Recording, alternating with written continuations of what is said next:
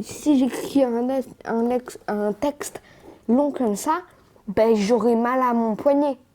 Alors que si j'écris juste deux mots, ben, j'aurai pas mal.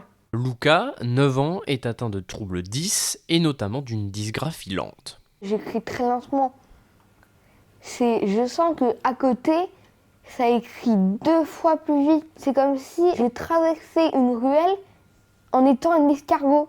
Des troubles 10 qui n'ont été diagnostiqués que très récemment.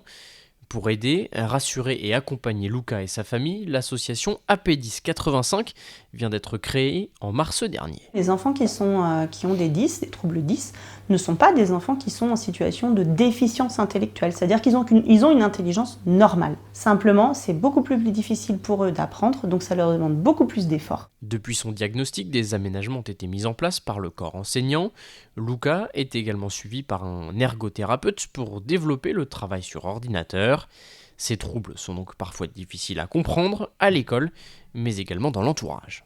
Le plus difficile là-dedans, c'est de se faire entendre par les personnes qui nous entourent et de faire comprendre ce qui se passe par les personnes qui nous entourent. Parce que comme ils ne comprennent pas, du coup, c'est pas possible, quoi. Ça n'existe pas, ou c'est un effet de mode aussi. Des fois, on se pose la question, est-ce qu'ils n'ont pas tort ? Est-ce que c'est pas nous qui nous faisons des idées ? Est-ce que je devrais pas plutôt les écouter, puis laisser couler ? Puis des fois, on se dit, mais si c'était si facile, en fait, ben, on aurait bien aimé, parce que dans ce cas, ça se réglerait très vite et on n'aurait pas besoin de faire tout ça, quoi. Pour AP1085, la prise en charge de ces enfants à l'école est primordiale pour leur permettre de s'épanouir et de trouver leur voie en grandissant. On ne peut pas dire à un enfant tu ne feras pas de telle orientation à cause de ton trouble 10. Moi, c'est quelque chose que je me refuse. Je peux prendre l'exemple de mon fils qui aujourd'hui a eu son bac, qui adore les maths, qui ne peut pas écrire plus de 4 mots à la main, mais qui adore les maths. Et cette année, il est en prépa dans une école d'ingénieur.